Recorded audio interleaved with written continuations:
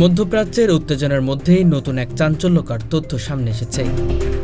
মার্কিন president Donald Trump জানিয়েছেন, Israel Gaza উপত্যকা থেকে সৈন্য প্রত্যাহারের বিষয়ে রাজি হয়েছে। সাম্প্রতিক সপ্তাহগুলোতে গাজা এবং ইসরায়েল সীমান্ত এলাকায় চলমান সহিংসতা ও সংঘাতের মাত্রা ক্রমেই বৃদ্ধি পাচ্ছিল, যার ফলে হাজার হাজার সাধারণ মানুষ ক্ষতিগ্রস্ত হয়েছিলেন। এমন পরিস্থিতিতে মার্কিন প্রশাসন সক্রিয় মধ্যস্থতার মাধ্যমে দুই পক্ষের মধ্যে শান্তি প্রক্রিয়া এগিয়ে নেওয়ার চেষ্টা করেছে। প্রেসিডেন্ট ট্রাম্পের ঘোষণায় আন্তর্জাতিকভাবে আশার আলো দেখা দিয়েছে, কারণ দীর্ঘদিন ধরে গাজায় সেনা উপস্থিতি এবং স্থলবদ্ধ সংঘাত ফিলিস্তিনি ও ইসরায়েলি জনগণকে বিপর্যস্ত করে রেখেছিল।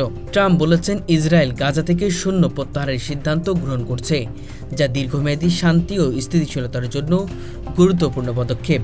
আমরা আশা করি এর মাধ্যমে নাগরিকদের উপর সহিংসতার মাত্রা কমবে এবং দুই পক্ষের মধ্যে কূটনৈতিক সংলাপ শুরু হবে।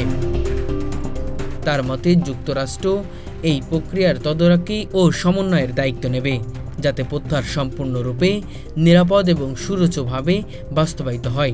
রাজনৈতিক বিশ্লেষকরা বলছেন, এটি কেবল সামরিক পদক্ষেপ নয়, বরং মধ্যপ্রাচ্যে যুক্তরাষ্ট্রের কূটনৈতিক প্রস্তাব ও নীতি প্রয়োগের বড় এক প্রমাণ। ইসরায়েলের পক্ষ থেকে বলা হয়েছে, সেনা প্রত্যাহারের পরিকল্পনা ধাপে ধাপে হবে এবং গাজার নিরাপত্তা পরিস্থিতি খতিয়ে দেখার পর এটি বাস্তবায়ন করা হবে। প্রত্যাহার প্রক্রিয়ার পাশাপাশি সীমান্তে কড়া নজরদারি রাখা হয়েছে, যাতে উভয় পক্ষের মধ্যে যে কোনো ধরনের সহিংসতা আবার না সৃষ্টি হয়। তারা প্রত্যাহারের সময় পর্যাপ্ত প্রতিরক্ষা ব্যবস্থা গ্রহণ করবে এবং স্থানীয় জনগণের নিরাপত্তা নিশ্চিত করবে।